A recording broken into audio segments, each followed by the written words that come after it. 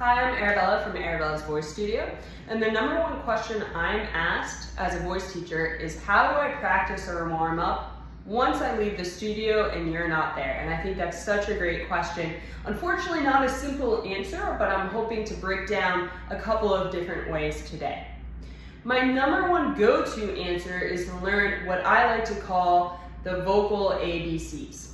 And I'm going to get into what that is in a minute, but I want you to have one key thing in mind. And that is each sound or letter in the American English dialect, and really most languages and most dialects, is going to have a causatory and or correlation with what's going on in the voice. So that's a really fancy, complicated way of saying the following.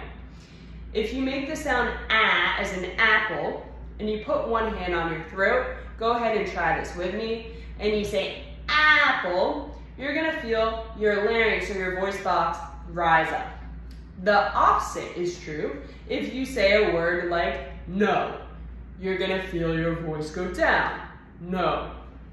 And so each of those choices, consonants and vowels, had an effect on what was going on. So when I see a student, assess in 3 steps. 1, I listen. That's always our job as musicians and vocalists first. We listen more than we sing.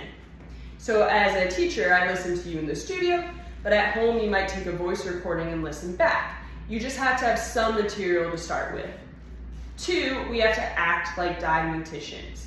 Right? We listen back and we say, is my voice too bright? Is it too dark? Is it too compressed? Or is it too bright? Once I figure out what's going on in the voice, step number 3 is to pick the right combo to help me accomplish the sound I want. For instance, if I have a really tight voice, I'm not going to pick consonants and vowels that make it even tighter.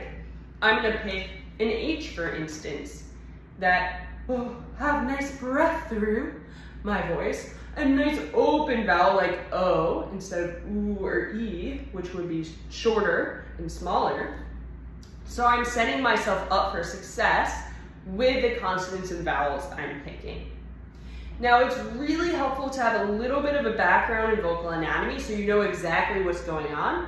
It makes making these exercises more efficient, but that can be a whole rabbit hole in itself. So to make this a little bit simpler, I like to think about it categorically. And what do I mean by that? Well, each of these vowels and consonants can be put in buckets. For instance, my B's, D's, and G's, my voice plosives, are always going to make my voice stronger. And so if I know that I have a singer who has a breathier voice, I'm going to pick from that bucket. I'm going to pick a B, D, or G to start my exercise.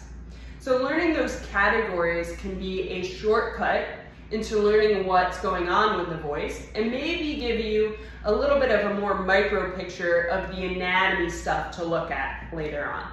So I hope that gives you just a sneak peek into the ABCs of vocal exercise design. I'm going to put down a link to those categories below, and we hope to work with you soon.